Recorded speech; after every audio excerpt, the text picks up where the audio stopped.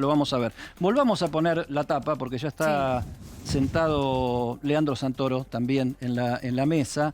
Volvamos a poner la tapa de PQS. La pregunta que nos hacíamos era, Leandro, así fácil como para tirártela así nomás, ¿está esperando el milagro Alberto Fernández, que ya lanzó la reelección? Hoy salió el presidente del bloque del Frente de Todos de la legislatura de la Ciudad de Buenos Aires, Claudio Ferreño, con un tuit larguísimo diciendo vamos a militar, a morir por la reelección del presidente, etcétera, etcétera. La tapa es, mírala, ahí la tenés, mirá. Esperando el milagro. ¿Están esperando el milagro? Lo que uno espera es que la Argentina crezca, redistribuya el excedente económico, se pueda incluir en la senda del desarrollo social, político, económico. Si las cosas funcionan bien, después los procesos se ordenan solos. Pero lo que el presidente espera, como lo que esperamos todos, es que a la Argentina le vaya bien lo más rápido posible, se pueda recuperar. Hay una parte del reportaje de hoy, Leandro, no sé si lo viste, estábamos compartiendo fragmentos del reportaje muy importante que dio en Berlín un medio local, en donde se le pregunta, no sé si lo tenemos, lo vamos buscando, si no lo compartimos leyéndolo, si se quiere presentar en 2023, ¿de dónde va a sacar los votos? Le pregunta el periodista. Y el presidente responde, los votos van a salir de la Argentina. Yo confiaría menos en las encuestas que están manipuladas. Tengo un objetivo y es que nunca más el neoliberalismo como Macri gobierne. Es mi enemigo, Macri. ¿Está bien? ¿Coincidís? A ver, yo creo que es antipático hablar de elecciones en años no electorales. Y más cuando la sociedad está tan crispada, tan preocupada por los indicadores sociales y por todas las cosas que ya conocemos. Entiendo que el presidente tiene confianza en su gestión de gobierno y es lógico que tiene que demostrarla porque además eso ayuda a revertir expectativas, a encauzar las cosas.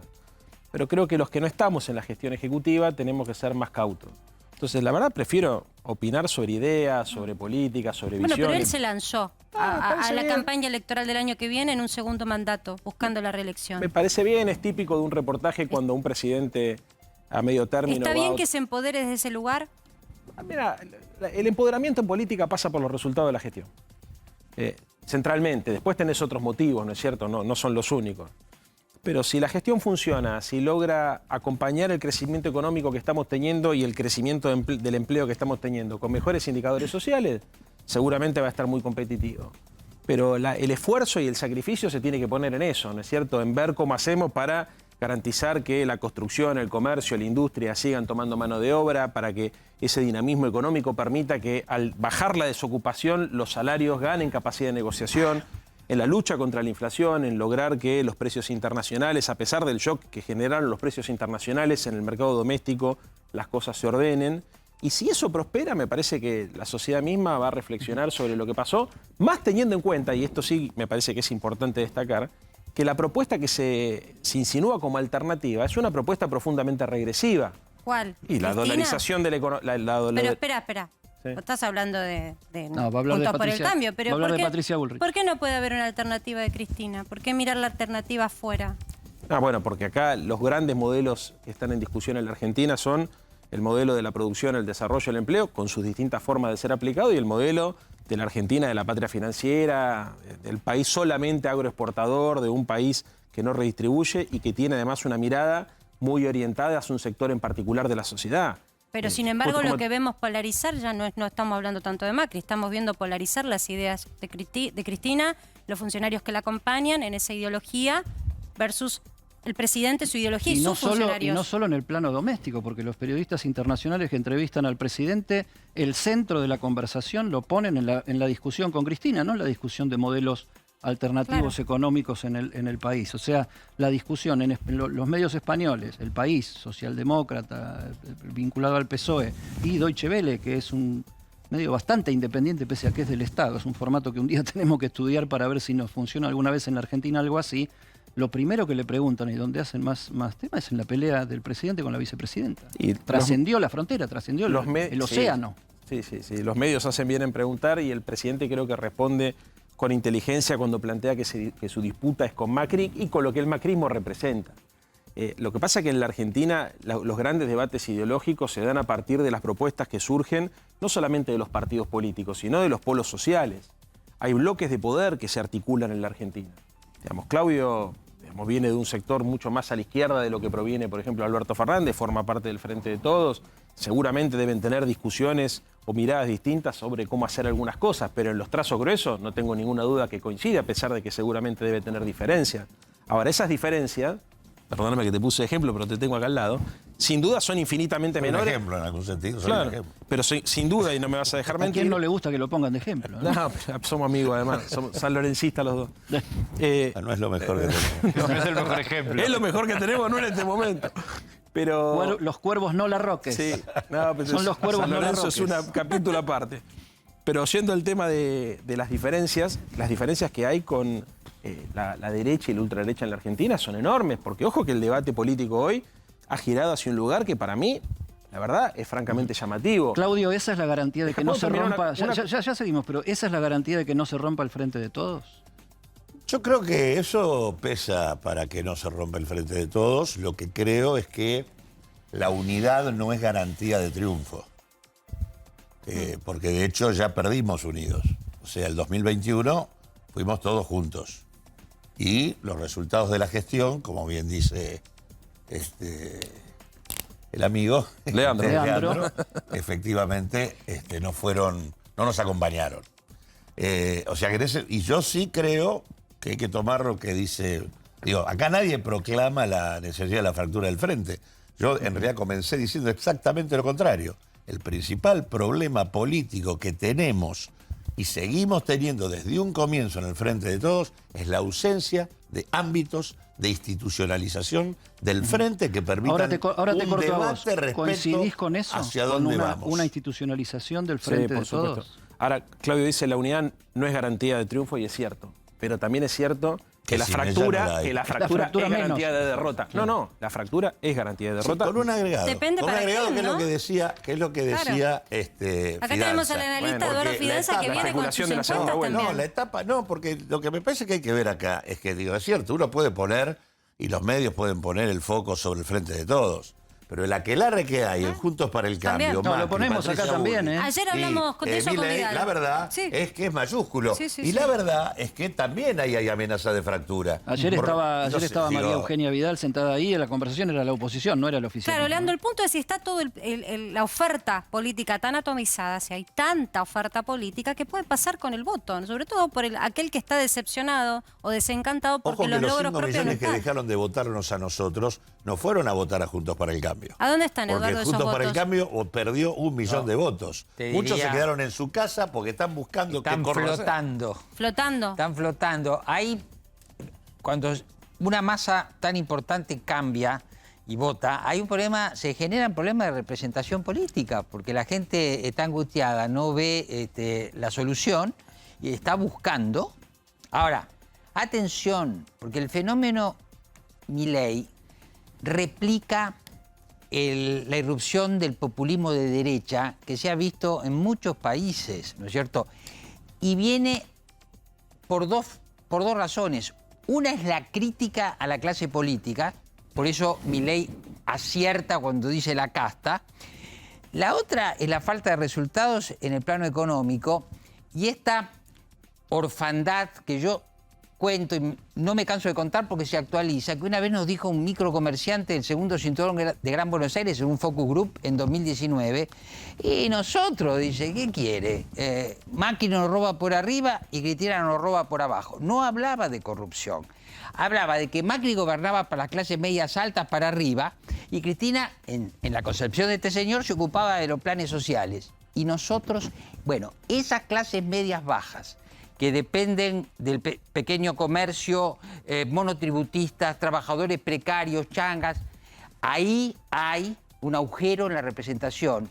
Y atención, cuando uno ve la evolución de Milei, ve que empieza por sacarle votos a la derecha de Juntos por el Cambio. A mí no me sorprendería que empezara a tomar votos de las clases medias suburbanas. Hay que ver el desempeño de Milei en la ciudad de Buenos Aires en zonas de menor nivel socioeconómico. Le fue muy bien. Entonces, Dicen que entre los votantes de Juntos por el Cambio, algo así como el 50 y pico % le cae bien Milei. bueno, por supuesto. Ahora, la primera desesperación es de la derecha de Juntos por el Cambio. A mí no me sorprendería que Cristina, que es una persona con mucha visión, por más errores que cometa, esté pensando en blindar su base electoral, porque creo que Milei también se la amenaza.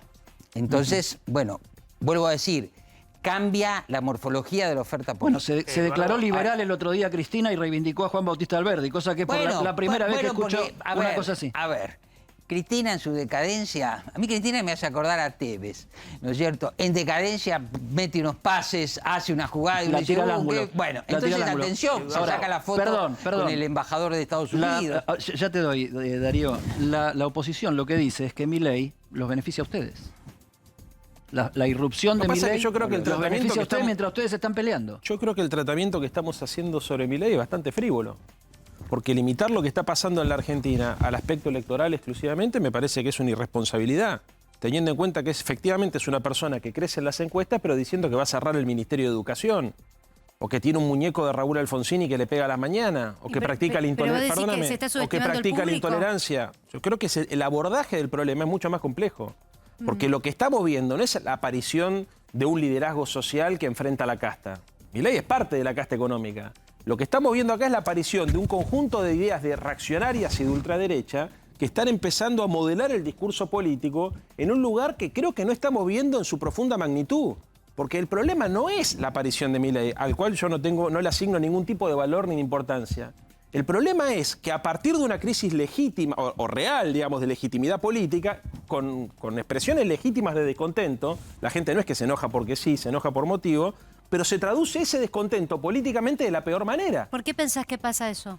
Bueno, creo que pasa en todo el mundo, que hay, que hemos visto en todo el mundo el surgimiento de derechas muy reaccionarias. Por ejemplo, Bolsonaro en Brasil. Sí, o Le Pen, o tantos otros en Europa, es muy común, o Vox en España, que agreden, que utilizan la humillación pública, donde uno ve que rompen códigos de convivencia democrática, donde se transgreden límites que son éticos. Viste, yo puedo tener muchas diferencias con cualquier, inclusive con Javier Milei, digamos, pero la descalificación personal y la burla y la humillación, yo les digo una cosa. Mirá, Eddie, vos hace muchos años que hacés periodismo, todos son más jóvenes que Eddie, pero si hace 5 o 6 años atrás un candidato hubiese dicho que disfrutaba de humillar a otro candidato, eso era un escándalo ético y moral en la Argentina. Hablar de la humillación como una forma de vincularse con la opinión pública y con la sociedad. Lo que pasa es que Si lo un que candidato dice hubiese dicho, yo les digo a ustedes, si que yo los dijera, políticos humillan a la gente. si yo hubiese, sí, Leandro, él también pero es político, también pero es no te, real que hubo mucha humillación así a la no podemos, gente. así no ¿o podemos hablar, así no podemos hablar. No, pero yo te lo pregunto, pero si Sí, no es un pero monólogo. pregúntame, déjame Pregunta-respuesta. La pregunta Sí, es, pero déjame terminar la no respuesta. pensás, saca mi ley. Porque si no es fácil, ¿viste? Hagámonos cargo todo del lugar que tenemos. Sí. La pregunta es, ¿no pensás que también hubo humillación? Y no hablo desde el gobierno actual, desde muchos gobiernos, también el anterior, a la gente. Sí, pero tu razonamiento es falaz. Porque qué? si vos frente a la humillación, que suponiendo que tengas razón en que efectivamente la sociedad se siente humillada, legitimamos la humillación, es como legitimar la violencia con más violencia. No, Entonces, digo que se identifica. no, lo que estamos hablando no es que la gente se identifique, sino es de la naturalización de la utilización de la violencia verbal para poder construir representación política. Entonces vos me podrás decir, porque con ese criterio la violencia de abajo genera violencia de arriba, la violencia de arriba genera... Déjame terminar porque si no, perdóname. Trato de hacer un razonamiento un poco más complejo, abordando un tema que creo que estamos tratando lateralmente, que es que frente al descontento legítimo de la sociedad, el procesamiento político que estamos teniendo nos puede conducir hacia lugares muy peligrosos. Y no lo digo solamente yo, lo dicen sectores lúcidos incluso de la centroderecha o del centro republicano. El caso de, por ejemplo, la definición de Carrió sobre Milei y sobre lo que eso representa, mirá que yo tengo muchas diferencias ideológicas en materia económica, alerta sobre eso. Pero yo la no veo referencia que autocrítica. hacen, perdóname, no la te, referencia... No te escucho haciendo una autocrítica, por eso te ¿Cómo pregunto. no hay autocrítica? Claro, porque vos sos diputado, digo, Y y Milei representás, también es es muy diputado, mi importante amor. el lugar en el que estás, sí, pero vos no tenés ese discurso, vos estás condenando ese discurso. Entonces Claro, digo, ¿dónde pero yo está creo en la la política. crítica o la autocrítica de aquellos En que como en vos no línea con militan esto- ese En discurso? línea me con parece- esto, a mí me parece que no hay que espérame un segundo, no hay que porque antagonizar disculpame un segundo. una- En línea con esto que dice Marcela de la autocrítica, el señalamiento del peligro Milei por decir que hay cuestionamientos a la dirigencia política que son el enojo de la sociedad es comprensible. Lo que falta es ponderar por qué es el enojo peligro de la de sociedad. Milei, el peligro O sea, una de cosa es Milei, el que es peligro, un- otra cosa es es un ¿y qué pichón de- hice yo para que se genere El ese peligro de peligro? Milei, que es un pichón de caballo, tiene que ver con que lo que él pretende para la Argentina es un verdadero desastre.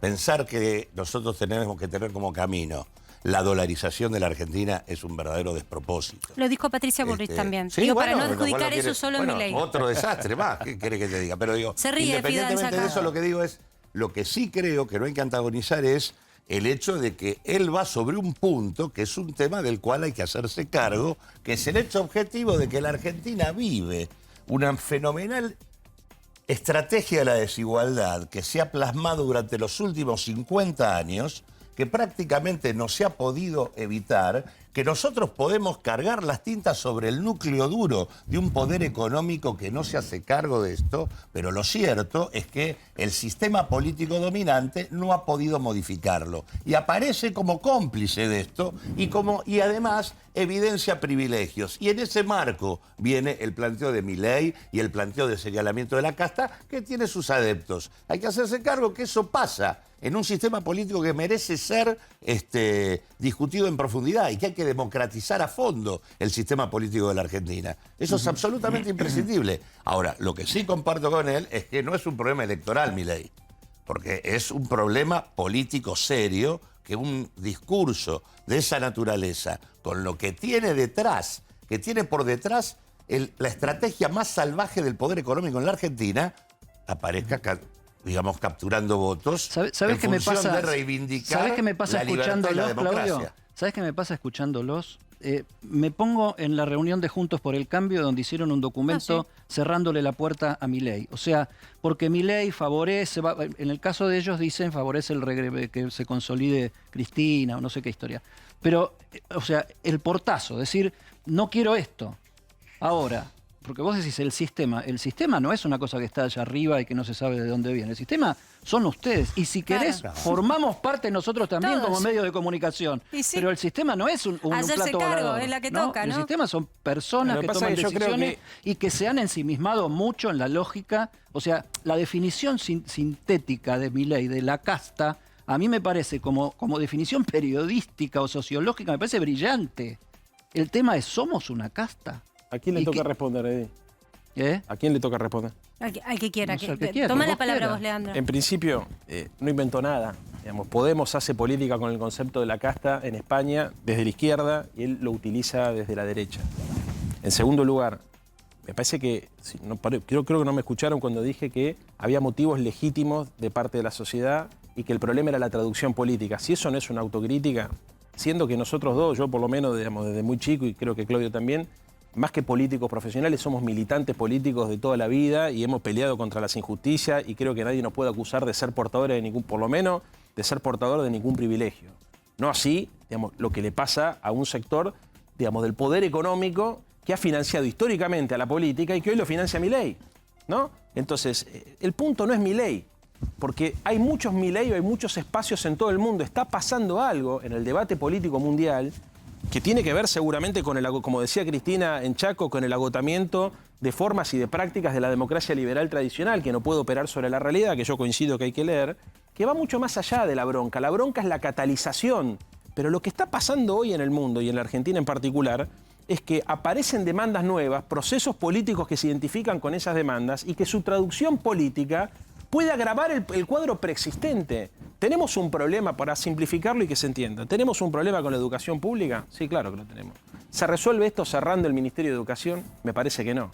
¿Tenemos un problema de corte monetario? Sí, claro. ¿Se resuelve esto dinamitando el Banco Central? Me parece que no. ¿Tenemos un problema con la democracia? Sí, claro. ¿Se resuelve esto con menos democracia? Me parece que no. Ahora, Leandro, la irracionalidad, cierro con esto, Sí, la irracionalidad de los debates se ha naturalizado. ¿Y sabés Entonces, qué lo pasa? que estamos tratando Yo de te hacer es pregunto llamar la algo. atención sobre esto. ¿No es irracional que están ya debatiendo las candidaturas a 2023, pero todos esos que son diagnósticos que se hicieron en el primer trimestre de gestión no tengan una respuesta? ¿Qué hacer con la educación pública? ¿Por qué llegamos a casi 2023 y todavía ustedes no lo han respondido? Digo, ustedes, desde el lugar en que les toca, vos escribís leyes, militás hace un montón de tiempo y sé también, voy a darte esta consideración, que sos una voz muchas veces no atendida dentro de la coalición gobernante, que has puesto la mano y has dicho, no estoy de acuerdo con esto, ojo, no están viendo aquello. Pero la realidad es que representás a ese sector de la política. Te pregunto, ¿hay que llegar a la elección para decir el diagnóstico? No, el diagnóstico lo tenés en el primer trimestre de gobierno. Sí, a ver, me parece que, pongamos, la democracia no es un lugar donde uno va a ofrecer soluciones y la gente la compra. Hay una lectura por ahí un poco mercantilizada de la democracia, demasiado instrumental y de la ciudadanía como clientela. Yo creo que lo que nosotros tenemos que, hacia donde tenemos que ir es al abordaje de procesos participativos que resuelvan. El caso de la educación es un caso donde se necesita más participación. Los problemas de la educación se resuelven con la comunidad educativa. Las sociedades y los lugares donde la educación avanza es porque la comunidad, digamos, de los docentes, los padres, los alumnos, encuentran soluciones de manera participativa y tienen al Estado como una herramienta fundamental. Yo creo que la discusión de los problemas de la Argentina, además de diagnosticarse, tiene que construir un camino de soluciones donde vos tenés que tomar una primera decisión.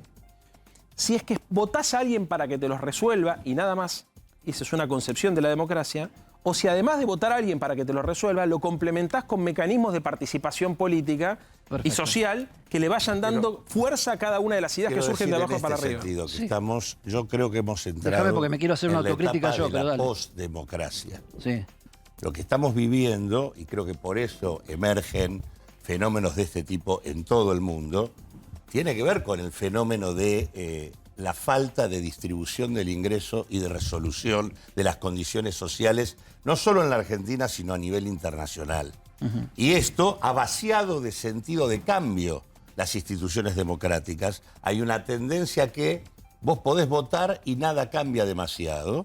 Y me parece que ese es un punto clave. Las instituciones representativas le han cedido a los poderes fácticos, con 40 años de democracia, y demás, con 40 años de democracia tenemos la mitad de la población. Consecuentemente, digo, la tarea central de la política hoy es cómo transformamos en poder fáctico a la comunidad. Perfecto, déjame decir una cosa sobre el poder fáctico. ¿Qué es lo irracional y qué es lo autoritario? Yo, que le tapé la boca 2 veces a Darío Misraji, que está ahí con una gana de meterse en el debate tremenda. No, yo quería preguntar, porque la verdad que me pareció muy interesante toda la descripción que hacía Eduardo y respecto de cómo el fenómeno Milei aparece como algo marginal, que aparece muy representando a cierto sector más identificado a la derecha y cómo va creciendo. Y la verdad que yo pensaba en el caso Bolsonaro, digamos, que claramente empieza como algo así que termina o ganando, sobre todo en las elecciones del 2018, claramente con gente que había votado a Lula en el pasado también, digamos.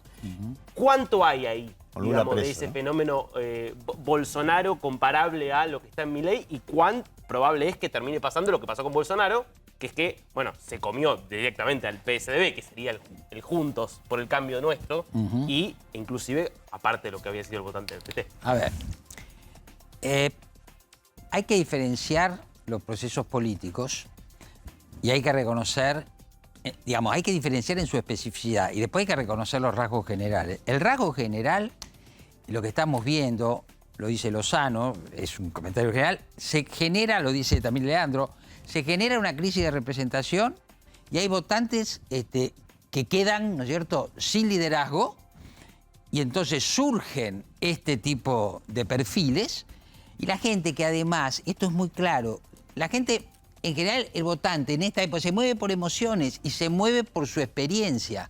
Entonces dice, vamos a ver ¿no es cierto?, si me da lo que los otros no me dieron o me quitaron. Ahora, el caso de Bolsonaro, si uno entra, Bolsonaro primero era un político de un partido secundario, parecía 35 años que estaban sentados ahí. Segundo, recibió el apoyo de las Fuerzas Armadas y el apoyo de las grandes iglesias evangélicas. Le llovió el dinero, ¿no es cierto?, más el malestar social llegó. Para llegar a la presidencia hay que tener recursos, hay que tener programas, hay que atravesar todo el desgaste de una campaña, hay que saber defenderse de las objeciones que van a venir de otras fuerzas. Hay que tener fiscales. Hay que tener fiscales, ¿no es cierto? Muy bien. Ahora, lo que yo me limito a señalar es el fenómeno Milei como cuña al bicoalicionismo, ¿no es cierto? Ese es el fenómeno que tenemos verificado.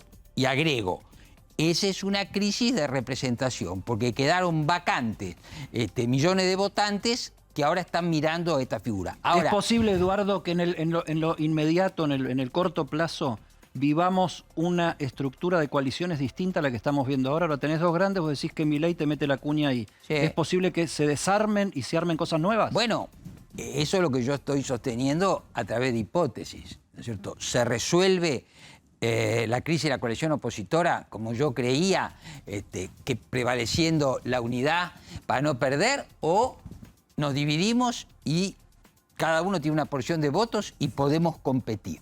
¿Se resuelve esto antes en las PASO? Bueno, son todas cuestiones. Ahora, hago también una advertencia. Milei corre tranquilo, porque es confortable su posición. Además, ¿quién le hace la campaña? Nosotros, hablando de él. Hablamos todo el tiempo de él. Yo quiero decir, ¿no es cierto?, que a mí me parece el personaje Milei nefasto, ¿no es cierto? Pero hablamos de él, le hacemos la campaña. Algún político en la trastienda se tomó un par de copas y dice, y bueno, nosotros también somos la casta, en verdad. O sea, le cae a la política una cuestión que la interpela, ¿no es cierto?, en el punto en que efectivamente es un estrato que vive del Estado cumpliendo una función que parece que la cumple mal. Ahora, vuelvo, se tienen que dar una serie de condiciones que a lo mejor felizmente no se le dan a Milei. Pero hay otro punto que yo quiero decir, quiero rescatarlo de Lozano, porque cuando él habla, él en cierta manera está hablando también de algo que se vio mucho en la política europea de las últimas décadas. La cultura política argentina de los dos grandes partidos democráticos es progresista, porque estos dos grandes partidos se dividieron el trabajo. Los radicales, los derechos civiles, ¿no es cierto? El peronismo, los derechos laborales y sociales. Como yo digo, en cada uno de estos gobiernos hubo alguna redistribución.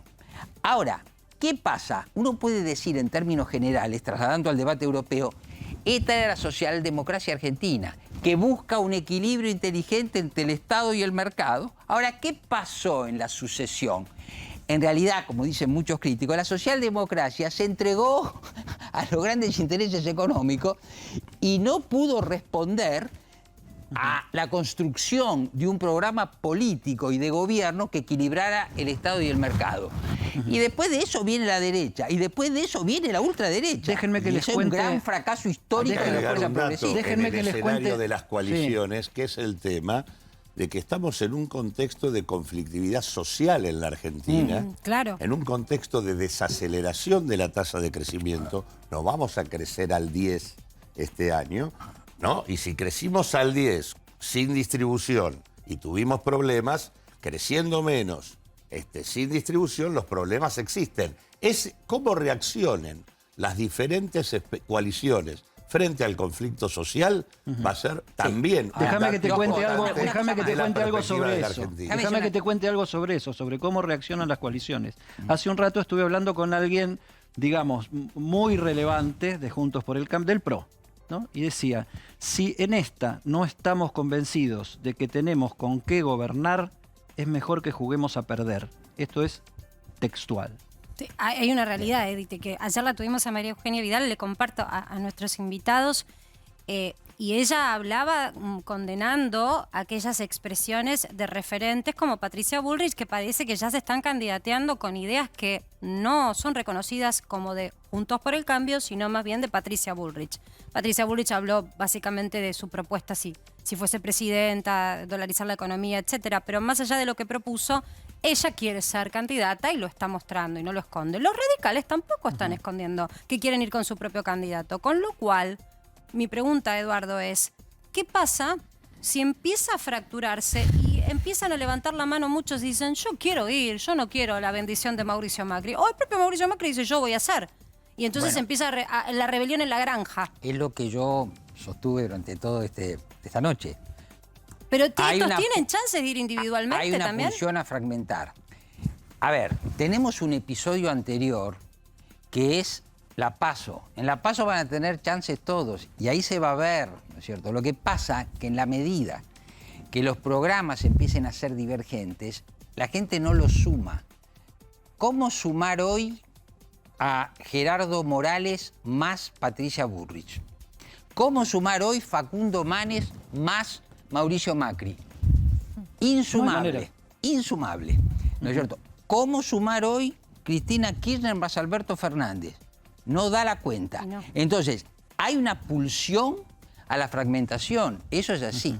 Eso es Que se la resuelve, realidad. que se resuelve con unas pasos para ganar.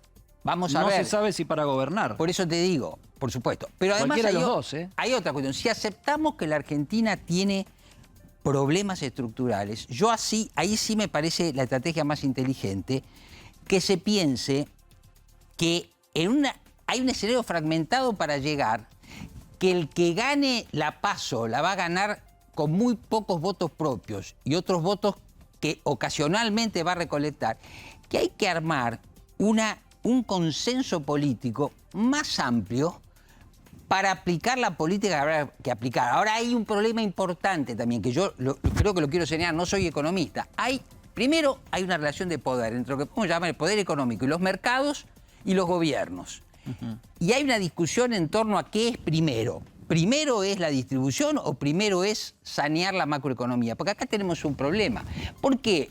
Esa es una Claudio, visión falsa. Pero espera, vamos a ver si es Siempre falso. hay distribución. Bueno, pero es la Esperá, discusión déjame central ver. del Frente Yo te de digo una Siempre hay cosa, distribución. con 60% de se inflación, distribuye. con 60% de inflación proyectada, hay evidencia internacional que hasta 20% creces. Con 60% No, por supuesto. no creces. Entonces, Pero ¿por qué no el principal creces? mecanismo distributivo es la inflación. Pero, por eso digo, pero digamos, no creces El porque no mecanismo te... de redistribución regresiva del ingreso, Bueno. que amplió la desigualdad en la Argentina en el contexto de crecimiento, es la persistencia de la inflación Bueno, pero en ahí un tenés. contexto de ajuste fiscal. Pero ahí tenés. ¿Cómo hacer redistribución sin... pero que ¿Cómo tenés hacer que ponerle redistribución cascabel sin al gato a la moneda? inflación. ¿Cómo hacer redistribución sin moneda? ¿Qué es? ¿Y cómo No, es que tenés moneda tenés que si no arreglás el reconstruir desajuste capacidad macro? de manejo de divisas. Argentina ha dilapidado 30.000 millones de dólares de saldo comercial favorable. Nosotros no hemos cuidado los dólares que necesitábamos para gobernar. Hemos debilitado nuestra capacidad de negociación frente al Fondo Monetario Internacional. Decime, Claudio, esa pero fue la Néstor discusión de Kirchner hoy con... lo Perdón, cuidó, perdón, nadie lo Eduardo. cuidó. Perdón, Eduardo. ¿Eh? Pero Néstor Kirchner lo cuidó. Es un proceso, es una cuestión Déjennos que, estructural. los cuidó déjennos que muchísimo manejemos más. el Muchísimo programa, más. déjennos que manejemos el programa desde acá. Esa fue la discusión, la conversación de hoy con Grabois en el Congreso, donde él decía tener información de dónde se fueron los dólares de la deuda. No, lo que pasa es que allí los que fuimos integramos un comité de acreedores de la deuda interna, es un conjunto múltiple de organizaciones y fuerzas políticas que tuvimos una entrevista con la bicameral de seguimiento de la deuda que de alguna manera debería funcionar, aunque no funciona en el Parlamento Nacional. Y que teóricamente es la que debería trabajar en el marco del proyecto que está planteado y que se va a discutir creo que en el día de mañana, de constituir un fondo con el aporte de aquellos que fugaron divisas evadiendo las normas tributarias vigentes. Ahora, por lo que entendí, ese Grabois fondo- dice que los senadores tienen, No, eso que los no- senadores eso tienen no- la no, información eso lo de quiénes tiene son. El La Banco lista está. Central, el Banco Central se lo ha dado a la Comisión, pero esa es información que está encriptada y que no puede ser dada porque rige el secreto fiscal, bursátil Creo que lo tenemos a Grabois ahora para financiero, más allá de los trascendidos que puedan haber aparecido y que todos ¿Y de pero alguna por qué, manera por qué lo conocemos. reclama entonces si No, hay una casualmente, situación hay legal? un segundo proyecto que también está en el Senado, que lo que hace es darle facultades investigativas a la comisión y que le, elimina el secreto bursátil, financiero y fiscal a los efectos de la investigación. Entonces, el reclamo que se hizo allí es que si eso no ocurre, si no se elimina el secreto, lo voy a poner en un dato muy concreto que ya lo planteó la Oficina Anticorrupción en la presentación de la querella que se hizo. La Oficina Anticorrupción muestra que hay en mayo del 2018, antes de que se haga el acuerdo con el fondo y de que ingrese el dinero, hay 45.000 millones de dólares en pesos en Levax, de inversores que estaban en pesos y que no podían salir porque no había dólares en la Argentina para salir. Los 45.000 millones de dólares que entraron del fondo fueron el mecanismo de salida de esa renta en pesos que se transformó en dólares. En realidad, lo que pidió la Oficina Anticorrupción es, quiero saber quiénes son Te tengo los que una pregunta tenían acá. a estos inversores. Por porque si entendido. tienen que ver con los que endeudaron Claudio, o tienen que ver con los que fugaron, hay asociación ilícita. ¿Me dejas hacerte una pregunta? Porque eso es clave, lo de la asociación ilícita. ¿Puede haber habido negligencia? ¿Funcionarios negligentes Sí, claro. que no se dieron cuenta que estaban propiciando justamente No, esto, mirá, que algún yo te sector diría que concentrado por el se llevara las perfil de los divisas? funcionarios de aquel momento, que en general tienen un frondoso prontuario pasando por las principales instituciones del sistema financiero argentino, es difícil pensar que no sabían lo que estaba ocurriendo.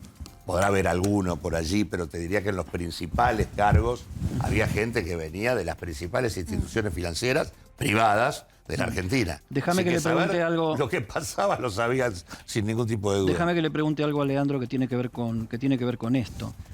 Habiendo estado vos en el sector del gobierno que votó el acuerdo con el Fondo Monetario Internacional, ¿le ves viabilidad a este tipo de proyectos de revisión y por un lado de revisión de la deuda y por otro lado de constitución de un fondo donde los ricos pongan para pagar la deuda?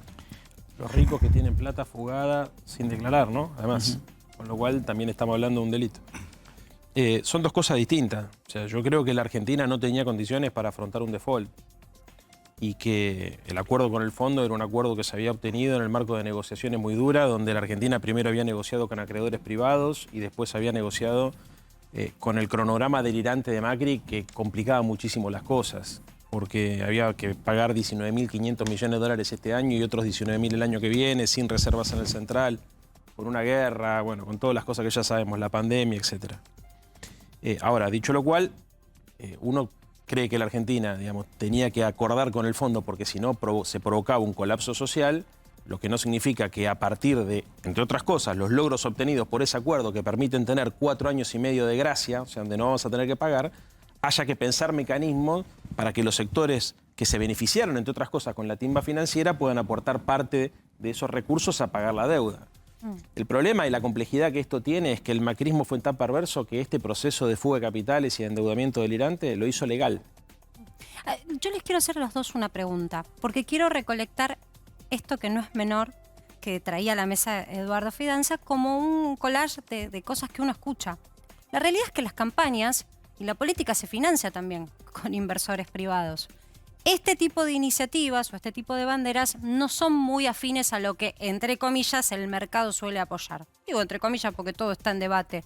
Pero ¿qué puede llegar a suceder si el mercado empieza a leer en esta posibilidad de reelección de Alberto o una posible candidatura de Cristina, una necesidad de huir del apoyo político a este gobierno e ir a apoyar otras banderas más pro mercado? Porque este tipo de inquietudes que se están debatiendo no son pro mercado.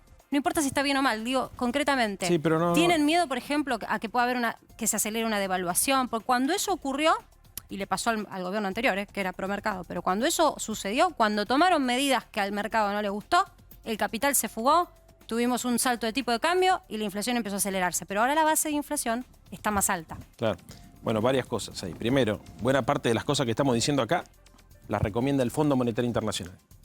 Digamos, cuando hay una situación de esta naturaleza, el fondo le recomienda a los estados nacionales que busquen de estos sectores los recursos para hacerse de los recursos necesarios para poder pagar una deuda, en primer lugar. En segundo lugar, la opinión de los mercados es muy importante, pero en la Argentina tenemos una democracia donde el sujeto que participa y legitima las decisiones es la gente. Yo entiendo que los mercados pueden votar todos los días con decisiones de inversión, haciendo lockout o generando corridas cambiarias. Esos son mecanismos de presión que la democracia, entre otras cosas, tiene que revisar para no caer en procesos de deslegitimación social. Nosotros no creemos en los mercados autorregulados y mucho menos creemos que los mercados tienen que tomar decisiones públicas.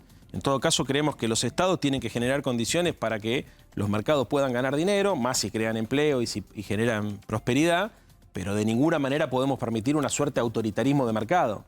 Fíjate vos qué paradójico. La República se constituye como sistema político a partir de una necesidad, que era ponerle límite al poder del clero, al poder de la nobleza, al poder político de ese momento, de la corona, ¿no es cierto? Bueno, hoy el poder que amenaza a la democracia es el poder económico, pero la amenaza desde un lugar diferente. La amenaza desde la incapacidad, por ejemplo, de generar condiciones de desarrollo y de sustentabilidad. La amenaza cuando te preda el medio ambiente, por ejemplo, y cuando en aras de la necesidad de acumular es capaz de imaginarse una sociedad donde todo es posible de ser consumido y donde no hay límites para ningún tipo de norma. Bueno, esa discusión es la que explica lo que habíamos empezado a discutir al principio del programa. Bueno, efectivamente, ¿quién le presta la entrega atención? de la socialdemocracia de la que hablaba él es la respuesta que dabas vos. Sí. Si vos efectivamente convalidás ese tipo de presiones, en la práctica le estás restando al sistema institucional la capacidad de gobernar en otra dirección. Claro. En realidad que aparezca alguien diga que por la desestabilización cambiaria vos tenés que permitir que los evasores no paguen, es un problema. Porque en realidad el proyecto está planteando los evasores. Lo está planteando todos. Que de hecho yo sí creo que ahí hay un problema en el proyecto, porque efectivamente, tanto por el blanqueo que hizo Macri antes en su gestión, como por que aparte no fue un blanqueo cualquiera, sino que era un blanqueo permitiendo dejar el dinero en el exterior. Y que además se hizo apretado por el conjunto del sistema financiero internacional, que estaba buscando cortar las patas del dinero negro, fundamentalmente en el marco europeo. Ahí hubo un gran proceso de blanqueo, donde solamente quedaron algunas guaridas. Quedó Estados Unidos, quedó Gran Bretaña y quedaron los paraísos fiscales. El resto prácticamente se desarmó y en realidad, vamos a encontrarnos en la búsqueda de los que fugaron con muchos que sí declararon. Lo que sí pasa es que esos que declararon no pagaron en relación a la renta financiera espectacular que obtuvieron. Porque la musiquita, Claudio, quiere decir que tenemos que ir a una pausa. Te agradecemos mucho que nos hayas visitado. Nosotros volvemos después del corte.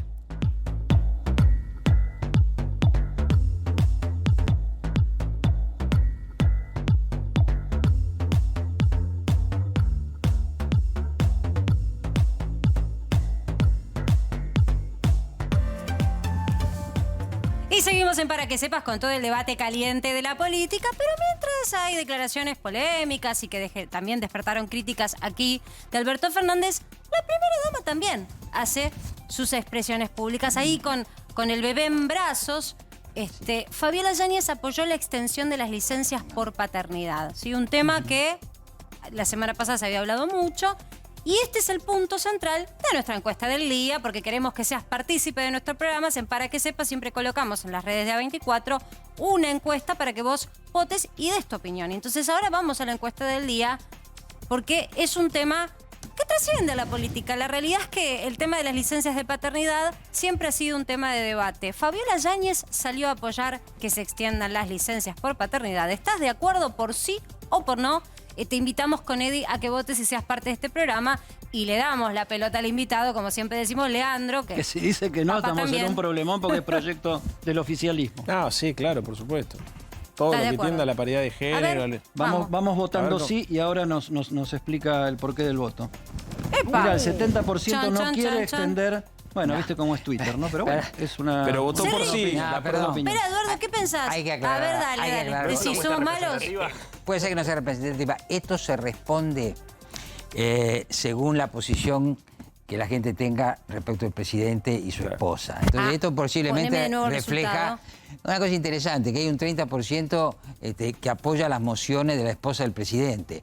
Pero no está en juego el tema específico. La gente no lo ve objetivo. Diga lo que diga, la mayoría era no en este caso. Propone A, que yo rechazo todo lo que A proponga. Está por encima de la primera persona, porque toda madre sabe que cuando tiene la posibilidad de tener un padre que acompañe siempre es más fácil, ¿no? Entonces, va por encima del derecho individual cuando se coloca la política. No importa más lo que se dice, importa solo quién lo dice. Algo en lógica que se llama falacia ad hominem. Quiere decir que si una idea, un argumento, una propuesta proviene de alguien al que yo descalifico, la propuesta queda descalificada. Y lamentablemente muchas veces se procede así. Entonces, a lo mejor la esposa del presidente propone el amor y la unidad y la gente dice, no me gusta Alberto, no me gusta su esposa y no me gusta el amor. Bueno, esas son las simplificaciones que arrojan las encuestas. Por eso, atención de que nos movamos, ¿no es cierto?, mirando encuestas, porque ahí hay una clase. De todos modos, por ahí le falta un poquito de difusión. ABC del proyecto, cortito. Sí, igual muy interesante lo que está diciendo Fidanza y además conecta con el tema de la emocionalidad y la racionalidad en política. Nosotros solemos pensar que la racionalidad es lo que prima y muchas veces no, son las emociones las que llevan a tomar determinada posición. Bueno, el ABC es sencillo, digamos, ¿no es cierto? Primero es el reconocimiento, digamos, del rol del padre en la familia y además distribuir las tareas de cuidado. Me parece que también tiene que ver con una serie de objetivos que nos propusimos, ¿no es cierto?, que es avanzar sobre los derechos y, entre otros, digamos, el tema de la paridad de género me parece que también se construye con este tipo de medidas, ¿no?, con todo lo que eso implica. Bueno, está bueno porque vamos analizando también cómo leer algunas encuestas. Yo te juro, Eddie, juraba que la mayoría iba a decir que apoyaba esta moción, porque la verdad es que incluso envalentona también a aquellas mujeres que necesitan volver a trabajar más pronto, de manera más rápida. Entonces, tener a alguien, un compañero, la que la tiene, ¿no?, la posibilidad de poder compartir esa situación, me parecía lógico. Bueno, por primera vez me equivoco en mi percepción. Twitter suele ser el territorio de la furia pura, ¿no? Sí, bueno, pero en estas cuestiones también, Dari, ¿qué decías? Digo que en casi todo el mundo la verdad que está mucho más desarrollado. Ni hablar Europa y hemisferio norte es realmente muy atrasado en ese. En muchas también cosas la legislación argentina es de Sí. avanzada en un montón de cuestiones civiles, pero el tema de licencia de paternidad es insólito, la verdad. Bueno, situaciones que se tienen que seguir discutiendo. Nosotros tenemos ahora una brevísima pausa y enseguida volvemos porque tenemos mucho más para que sepas si vamos a volver a poner esa tapa, porque la tapa de PQS del día dio que hablar mucho en redes sociales hasta ahora. Esperando un milagro, puede ser que te acuerdes de cuando prometías no cambiar las ideas. Y ponele play, ¿no? Ahí estaba el presidente mirando a ese fulgor que viene de algún lado, esperando el milagro de la reelección. Me encanta esta música, me pone cachonda. Bueno, a mí no, pero al presidente le gusta Lito Nebbia, ¿o no? Sí. Leandro, ¿le gusta? ¿Son Sí, amigos? Teníamos incluso fotos ahí del presidente, varias tomas de fotos del presidente con Lito Nebbia, con Jorge Argüello, una bien, el embajador en Estados Unidos. Pero bueno, esa fue la etapa de PQS de hoy. Alberto 2023, esperando el milagro, relanzó su reelección desde Europa. ¿Y cuáles son las diferencias entre un gesto de autoridad y un shock de expectativa y de esperanza? Bueno, hablando de shock, el shock también viene por el lado de las estadísticas y estamos en el medio de lo que consideramos, Eddie, puede ser una semana que puede marcar un antes y un después, no solo porque mañana se va a conocer el dato de inflación del INDEC, sino también por la manifestación multitudinaria que empezó en el interior del país y que está en las rutas andando hasta llegar a la ciudad de Buenos Aires. Son 3 días de manifestación en donde se está proclamando una bandera. La bandera que tiene que ver con la recomposición del salario y con el empleo digno. No estamos viendo banderas que pidan en principio más programas sociales, sino que de la asistencia se mute a la posibilidad de tener un empleo. De esa manifestación hoy escuchaba cómo se tiraban de un lado y del otro, qué pasa con el empleo, quién está ganando y quién no. Vamos a los números del INDEC, vamos al número del día. Ayer la estadística del INDEC, que da a conocer el organismo público, versaba justamente sobre cómo estaba la situación del salario. ¿Hubo o no de alguna manera una recompensa para aquellos que tienen la posibilidad de tener una paritaria? Acá hicimos una encuesta en PQS sobre la expectativa, pero esto es el primer trimestre. Y vos fijate que cuando vos tomás el primer trimestre, el empleo informal, lo que obtuvo versus la inflación, te da en realidad una caída de 5,4 puntos. Esto es el ingreso. ¿Sí? De ingresos, de salarios para el sector informal, aquel que no tiene la posibilidad de estar representado por un gremio, que cada vez son menos los representados por gremios en Argentina. Gran problema que tenemos también. El empleo formal privado también tuvo una caída. Aquellos que tuvieron, por ejemplo, una paritaria y que dicen, pero ¿por qué yo siento que no me da el bolsillo? Claro, porque el bolsillo no se estiró lo suficiente como para ganarle a la inflación. Insisto, primer trimestre del año, esto es la cuenta a marzo, la da a conocer el INDEC, y sobre eso también tomamos la comparación con esta misma estadística que ya se conoció de inflación. O sea que 1,5% abajo. El más débil de los débiles siempre pierde más. Y según el INDEC, se puede poner en debate, porque sé que hay mucha gente que dice yo soy empleado público y apenas me alcanza para cubrir mis necesidades básicas. El empleo público, sin embargo, en igual periodo, primer trimestre del año, tuvo 2 puntos porcentuales por encima. Son las primeras paritarias que se cierran, tal vez se explica por esa lógica. En lo concreto, según la mirada del INDEC, cuando vos también tomás de punta a punta en el último año, el empleo público fue de los que, entre comillas, más han ganado, y el empleo privado estuvo ahí también peleándole a la inflación. Sin embargo, cuando vos tomás los últimos 12 meses, e insisto, me paro en marzo, los más perjudicados en su salario, en sus ingresos, fueron los representantes del empleo informal, el empleado en negro, que tuvo una caída de 13,5% en su capacidad adquisitiva, en sus ingresos. Sus ingresos estuvieron un 13,5% abajo comparado a la inflación. Acá está el núcleo de la manifestación de estos días. Cuando estamos escuchando empleo genuino o estamos escuchando paritarias que tienen que reabrirse o se pactan a 6 meses, es porque tenés un problema. Ahora, cuando no hay paritaria, el problema es más grave. Cuando vos tenés el sector que más crece, es el sector informal. Y acá también voy a colocar el debate de los autónomos y monotributistas, muchos de ellos trabajando para empresas, pero no representados o afiliados a ningún gremio. Están fuera de convenio, entonces no tienen representación. Entran dentro también de los que más han perdido. Quiero tirarle la pelota a Leandro para ver si hay una mirada del gobierno sobre estas situaciones. Estadística pública es la estadística del INDEC. Sí, claro. Bueno, los bonos que se anunciaron la semana pasada es política de ingresos para esos sectores, que es como una suerte de neo-IFE, ¿no? Y Un IFE chico. Claro, es una innovación, porque la verdad es que cuesta mucho llegarle al estado del sector del trabajo informal. La pregunta es por qué hay tanto trabajo informal. Bueno, por tantos años de políticas neoliberales de desindustrialización. Cuando cambia la matriz productiva, cambia la matriz social. Entonces, la Argentina vivió por lo menos 3 oleadas de desindustrialización. La dictadura militar, los 90 y el macrismo. Cierran pymes en 5 minutos, tardan 5 años en volverse a abrir. Por eso es tan importante la defensa del empleo y lo que se hizo durante la pandemia, para evitar que cierren empresas. Porque cuando cierran las empresas después cuesta muchísimo recomponer todo el entramado productivo. Y hubo un crecimiento del empleo negro. Eduardo, sobre esta lectura, que es una lectura de números de ingresos, ¿cómo se replica esto en ese enojo del que mencionabas anteriormente? Hay un enojo que se capitaliza con un Milei, hay un enojo que se capitaliza por ahí por otros sectores, no sé cómo está la izquierda hoy, pero ¿cómo juega esto en la política? No juega tal cual lo imaginamos o lo pensamos. Juega incrementando la insatisfacción, la desilusión. Hay una cosa importante. Nosotros, como otras consultoras, tenemos una medición de expectativas. Si la situación económica va a mejorar, va a seguir igual o va a empeorar de aquí a un año. En general, la gente, en estas situaciones, en la estimación de aquí a un año, suele ser pesimista. Pero ¿dónde la gente era optimista? De acá a 3 años, bueno, empezamos a tener evidencia que el pesimismo ya se extiende de acá a 3 años. Ahora eso, a mi juicio, también es una oportunidad. La conclusión que yo voy sacando de las investigaciones que hacemos es que la gente es consciente del sufrimiento porque lo está padeciendo, claro. A la vez es consciente de que ese sufrimiento va a continuar. El problema es que no le encuentra sentido al sufrimiento, ¿no es cierto? ¿Y por qué la oportunidad? ¿Para quién sería la oportunidad? No, la oportunidad... Miren, los liderazgos políticos, decía Max Weber, el sociólogo, son una evolución de los liderazgos religiosos. ¿Qué hace el líder religioso? Y otorgarle sentido al sufrimiento y acompañarlo. El ejemplo es Moisés.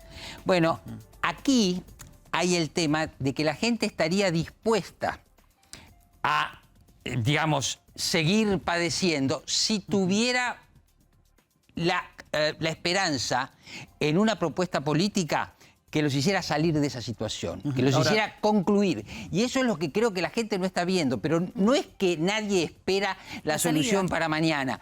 La esperan en un tiempo y la esperan como una propuesta. El problema es que la propuesta que mucha gente está mirando es totalmente falaz, ¿no es cierto? Que es la que hablaste tanto, sí, claro, haciéndole propaganda a Milei. No, sí, por eso no. Lo voy a mencionar como el libertario. Leandro, no lo voy a... Ahora para responder a esa la cita. Baja expectativa, para vos. En cuanto esté el número de inflación, el cristinismo va a salir a pedir más IFE. El demagogo moderno es descendiente. No sé qué querés que te diga. No, digo que Martín Guzmán dijo que este no es para todos y es... solo por una vez. No, a ver, y van a salir a pedir otro IFE que incluya al sector privado también. Mirá, en esto yo no hago distinción. Todos entendemos, todos los sectores del Frente de Todos, entendemos que hay que recomponer ingresos, que la desigualdad es un problema para la democracia, no es solamente un problema estadístico. Cuando hay más desigualdad, las sociedades son más infelices, hay más resentimiento y hay más cuestionamiento sobre el sistema institucional. Ojo con esto. Y entonces es un tema. Y es un tema para el presidente, para Cristina. Después los instrumentos hay que ver. Digamos, está claro que creo que el Estado tiene que estar. Yo no sé si te lo decía en el corte o al aire, pero la verdad que todo el Estado social que armó Cristina se reforzó durante el gobierno de Alberto como consecuencia de la crisis de la pandemia. Es más, creamos programas que no existían, la tarjeta alimentar, reforzamos la UH, reforzamos el Progresar, todo lo que se llama distribución secundaria del ingreso. El problema es la distribución primaria, que es el empleo. O sea, el empleo y el salario. ¿Cómo se reconstruye el empleo y el salario de calidad? Bueno, con un proyecto de desarrollo. Y eso implica asociar el Estado, el mercado, la sociedad civil, la ciencia y la tecnología, pensar la forma que la Argentina le va a vender cosas al mundo, bienes, servicios, de qué manera vamos a lograr que a partir del ciclo virtuoso del crecimiento económico podamos transformar eso en desarrollo. Ese es el debate que estamos dando ahora. Para eso la ley, por ejemplo, de electromovilidad que se va a tratar en el Congreso, para eso la ley que tratamos de cannabis medicinal, para eso la ley de hidrocarburos, para eso la idea de repensar la matriz económica y productiva, para eso 2.2 del Producto Bruto Interno en obras de infraestructura. Bueno, son programas que van en esa Leandro, dirección. está bueno este debate, te vamos a seguir. ¡Epa, qué puño! No, si querés está después. firme el muchacho, firme. Parezco Gestos de casero. autoridad, son Te lo gestos dije. de autoridad. Te faltó lo que diría Mirta, carajo, mierda. Ay, perdón. Bueno, te agradecemos que hayas participado, estás siempre invitado. Leandro. La verdad que está bueno tener interlocutores del Les oficialismo. quiero decir una cosa, ¿tienen a un número 1 de las ciencias sociales No, acá? estamos tomando clases De verdad, hoy. tienen un número, a mí me sorprende, Sí. no escribe poco, Es un número publica 1, sí. poco, todo lo que publica es conciso, Yo es escribo uno de donde los escribe tipos más el señor respetados. Zunino, en perfil. Es el No, número Eduardo, de 1, verdad, yo- Eduardo. Te agradezco, pero además te voy a decir una cosa más para cerrar. Yo te escuché decir en un momento de apasionamiento, esto es la democracia contra el poder económico, pero la clave está en lo último que dijiste, mucho más matizado, porque un país como la Argentina va a vivir en el capitalismo que hay Sí, claro. y necesita inversiones, necesita desarrollo, necesita exportaciones. Y esta es la verdad de la cuestión. Los políticos se pelean, pero la cuestión estructural de la Argentina está pendiente. Así Coincido. que necesitamos mayor consenso y menos fragmentación. Eduardo, gracias por venir. al contrario, Gran maestro de gracias. sociólogos, y nos has dado una clase también para muchos que tratamos de entender qué se debate cuando se debate, por ejemplo, candidatos disruptivos como Milei. Gracias, Leandro, nuevamente. No, gracias a ustedes. Bueno, vamos concluyendo.